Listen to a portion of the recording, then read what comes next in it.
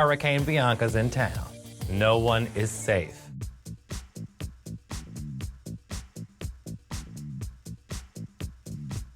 Number 10, Ginger Minj. My name is Ginger Minj, and I am an overweight, asthmatic, chain-smoking cross-dresser from Orlando, Florida. This self-proclaimed overweight, asthmatic, chain-smoking cross-dresser was always a real Southern belle. Graceful, charming, and slightly salty. All right, I'm glad you're back. If anybody had to come back and be my partner, I'm glad it's you.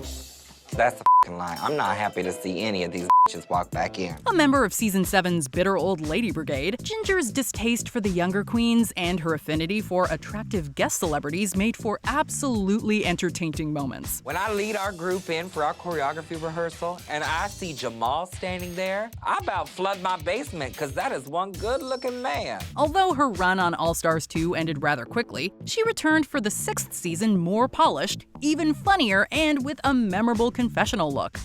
Girl, Freddie is cute. I would like to invite Freddie to a movie. The glamour toad was known to go in on some of her fellow queens, but she didn't mean any harm, except when she did. I don't know if he's ever seen Freddie got fingered, but... Number 9, Vanessa Vanjie Mateo. I'm back by popular demand. This queen earned viral fame thanks to an insanely memorable exit quote during her first Drag Race appearance. Miss Vanjie, Miss Vanjie, Miss Vanjie. It was so spectacular, in fact, that she was brought back to compete the following season. But then, when the whole Miss Vanjie thing went haywire on social media, bitch, I made lemonade out of lemon. And she quickly became a narrator of sorts, providing commentary that was every bit as fun as it was incoherent. Whenever Vanjie's face appeared, we knew we were going to get the best version of events, plenty of laughs, and an iconic quote or two. Given her amazingly bubbly personality, we don't think it would be out of place to have her become the show's resident commentator. She's trying. Do you feel good? I feel good. My heart will go on. Love you. Number 8, Willam. Adam McQueer wasn't doing much. And I'm like, girl, Milan just danced circles around you and Swiffered the floor with his taint. Back in the day, the confessionals were filmed in different outfits, and the queens were more vitriolic than funny in their comments. To do the whole song with no shoes, in closed-toed pantyhose, like a webbed-footed duck. LaShawn's drag mother is gonna read him for not even starting the song in shoes. Willam was able to find a perfectly unhealthy balance between the two. Her deadpan humor and sharp wit always rose to the surface, as she read everyone to filth with the straightest face you'd ever seen. I don't understand why people take their wigs off. It's a drag show, not wig wars. The multi-talented drag queen, actor, and singer-songwriter wasn't afraid to list her entire resume and hype herself up. This level of narcissism didn't necessarily win her a lot of fans at first, but in the years since, she has earned a strong cult following. I won, you know, it's kind of a hobby of mine. Thank you, God, for all this bod. Number 7, Shangela. If you somehow haven't watched Game of Thrones yet, there's no need to panic. Shangela's more than got you covered. I told y'all Game of Thrones. If I'm gonna take over the 7 kingdoms, honey, I'm gonna have to have some allies. This small-town country queen with big dreams outdid herself when she returned for All Stars 3 and gave us her most memorable confessionals yet. Kennedy and I go way back, and she is straight up, not edited, not filtered, not watered down. And those lips gonna be pressed together and the eyes are gonna be clocked and you're gonna get 2 good double blinks. The way she compared the workroom dynamics to those of the 7 kingdoms was spot on, hilarious, and solidified her narrator status. I'm trying to figure out, is Trixie Jon Snow or is she Cersei Lannister? Sadly, the Daenerys Targaryen of drag got the short end of the stick during the season finale. But in RuPaul's Funniest Confessionals race, she'll always be a winner, baby. It's just not fitting. Y'all told her on the internet it was funny. I blame y'all. Number 6, Heidi N Closet. Maybe she's not the trade of the season. What if I'm the trade of the season? Is she the trade of the season? Somehow, we're still not sure. This sweetheart charmed her way into fans' hearts with her endearing personality, which was front and center whenever she was one-on-one with the camera. I am Heidi N Closet. I am 24 years of fabulousness, and I'm from Ramsey, North Carolina, where the chicken outnumber the people. You know how RuPaul always says that the audience is most entertained when they can tell a queen is having fun? Well, that was definitely the case for Heidi N Closet. You can see her civil rights hair. Oh, Lord! But I keep going. keep going, and that's important. Her complete cluelessness and brilliantly funny expressions cracked her up, which in turn elevated the comedy for all of us. The most important part to me in drag is to be entertaining, because if you're not entertaining, it's like watching the wall dry. Paint dry? Is that how you say it? With a very unique perspective and a laundry list of hilarious catchphrases, Heidi's narration heavily contributed to making season 12 phenomenal.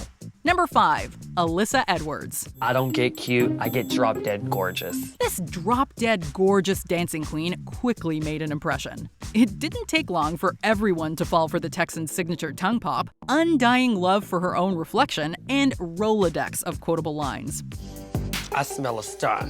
Plus, the way she talked about her feuds with Season 5's Coco Montrese and All Stars 2's Fifi O'Hara was always unintentionally hilarious.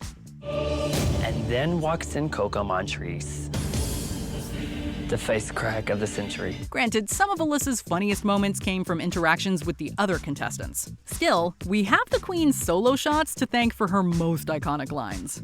Back rolls. Number 4, Katya.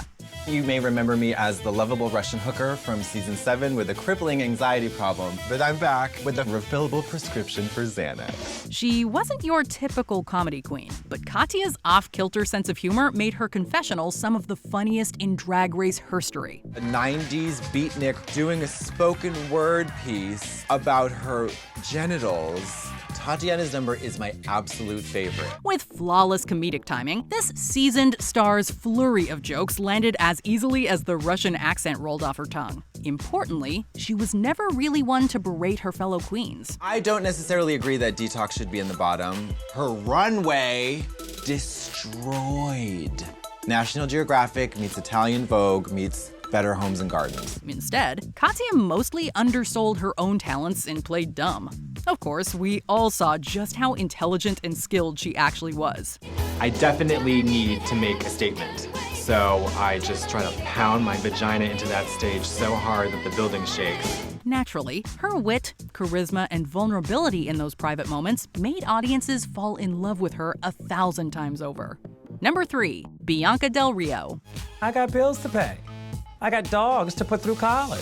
There is not a single social media user today who hasn't come across a meme or gif of Bianca's crazy eyes in that blue and white shirt. Thought she was a fucking swordfish. She could flip pages in a book. The only winning queen on this list, her confessionals birthed some of the most iconic lines to ever come out of the Drag Race franchise. This challenge is the one that's gonna separate the talented from the other ones? Whether she's mean or just incredibly honest is up for debate. But her insane comedic timing and biting razor-sharp wit produced some of the most brutal yet clever reads we've ever heard. Yet Bianca was caring and emotional at her core, with a motherly side that eventually reared its head in her intimate moments. I really think Trinity's come a long way, and she's totally opened up. She should really be proud of herself. I'm proud of her. Number 2, Mo Hart. She's gonna gag you, honey. I'm a production. Not only was she the narrator of both seasons she competed on, she also lived up to her name. Mo showed off her unique personality and became the heart of the series. America My Face is saying everything that you need to know. A little girl from Kansas City that no one knew, she came looking for the crown. And while she pleaded her case to the judges, she also spoke directly to America. I'm feeling confident, honey, because this is what Mother Darling does. Give me a mic, America. She will work. She didn't win, but she definitely captured fans' hearts with her captivating commentary, endless positivity, and iconic catchphrases. I came to this competition with glitter and Jesus. Mo entertained the world with just her face and shoulders, proving that she is a star, and indeed, a production. That's a fact. And facts are facts, America. Before we unveil our top pick, here are some honorable mentions. Peppermint. This lip-sync assassin's confessionals were funny, lighthearted, and hardly ever salty. I cannot believe what they are asking us to do. Adore Delano. An abundance of charisma and quotable lines made her confessionals worthwhile. Bianca is doing amazing. She's fucking hilarious. She's everything I want to be when I'm 57. Just gonna kill me. Gia Gunn. She was memorable for her hilarious reads and main character syndrome. My God, there's room for everybody. Let's just say that. Raja O'Hara. She redeemed herself on All Star 6 and was the narrator of the season.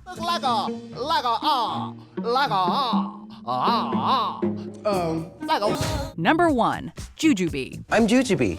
I love long walks on the beach, big and fried chicken. Some queens are narrators and others are funny. But it's not often you find someone who can be both. Jujubee, however, proved that it's more than possible. She did it during her 3 appearances on the show as she made her way to the finals, and it was brilliant every time. Tyra has talent. Tyra is unique. I can see that. Nerve. She had the nerve to wear those ugly-ass shoes. I give that to her. Charisma? I don't see any. She's just und. In other words, she was the ultimate confessional goddess. Her scathing and perfectly structured reads, and often random but hilarious stray thoughts, made her one-on-one moments absolutely delightful. Glory holes in theory sound really great, but that's when you can get presents that you didn't want. Like, surprise, you have herpes. She's every bit as relatable as she is entertaining, and that was reflected in her talking head segments. It's no wonder RuPaul keeps bringing her back. Do you agree with our picks? Check out this other recent clip from Ms. Mojo. And be sure to subscribe and ring the bell to be notified about our latest videos.